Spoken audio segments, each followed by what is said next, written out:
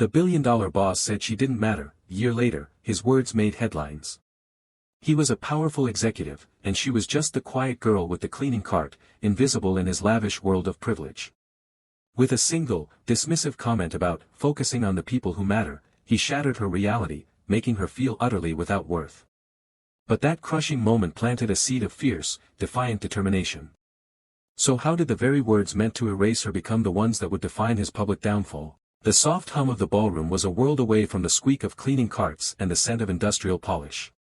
Lena now moved through a sea of tailored suits and evening gowns, her own simple but elegant dress a shield she wore with newfound grace. A year of relentless study, of late nights fueled by that single, searing memory of dismissal, had honed her natural intellect into a sharp, analytical mind. She was here as a guest of honor, though no one in the circling crowd yet knew it.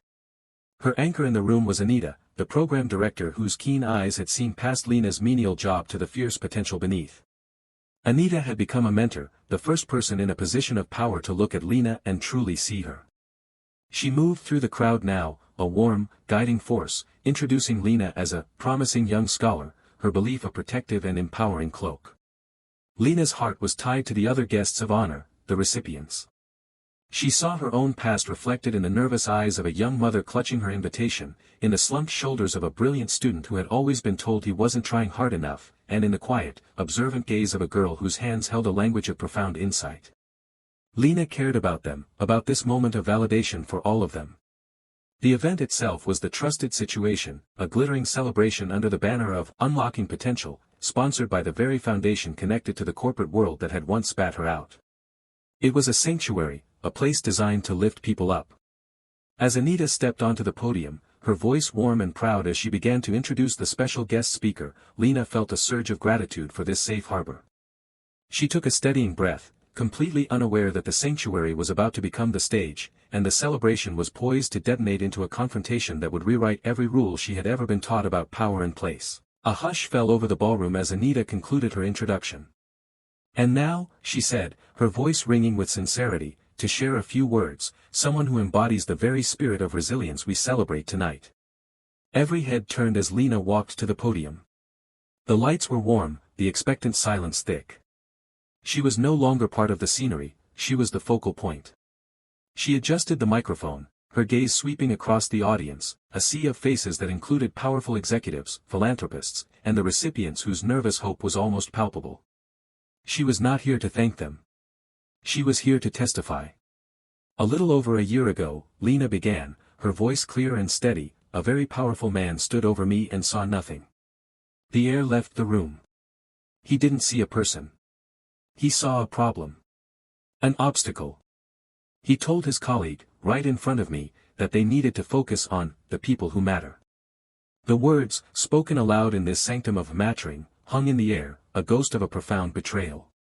This was the first piece of evidence, not a document or a recording, but the raw, emotional truth of that moment, presented to the court of public opinion. Her investigation, she explained, was not one of files and records, but of the soul.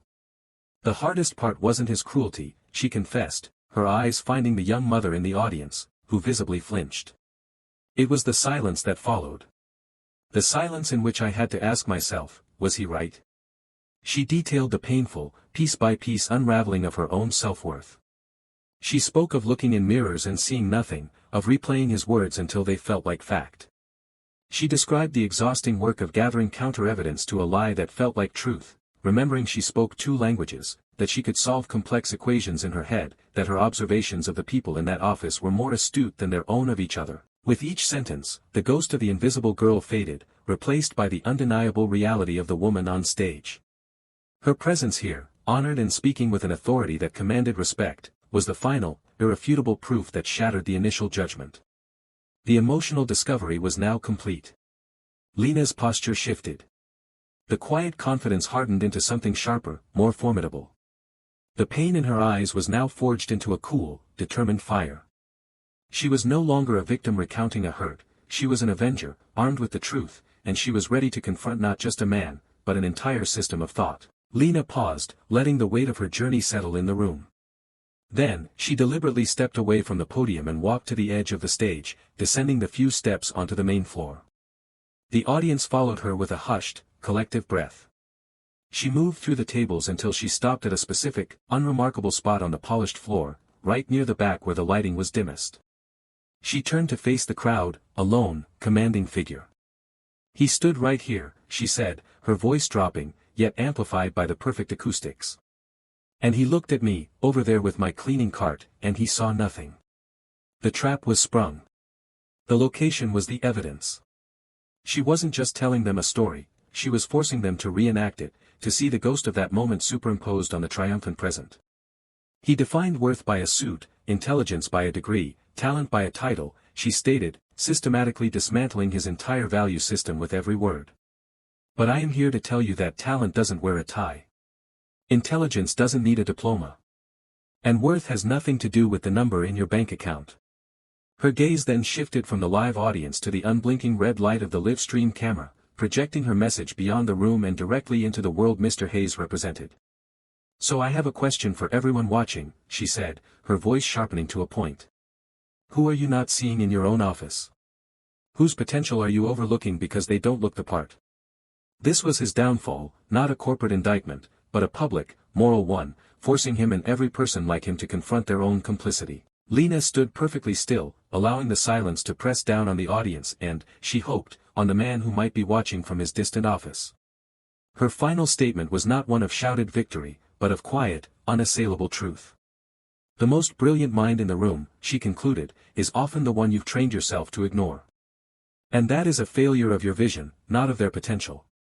She had not just won, she had redefined the game. A profound, reverent silence held for a moment after Lena's final words, and then the room erupted.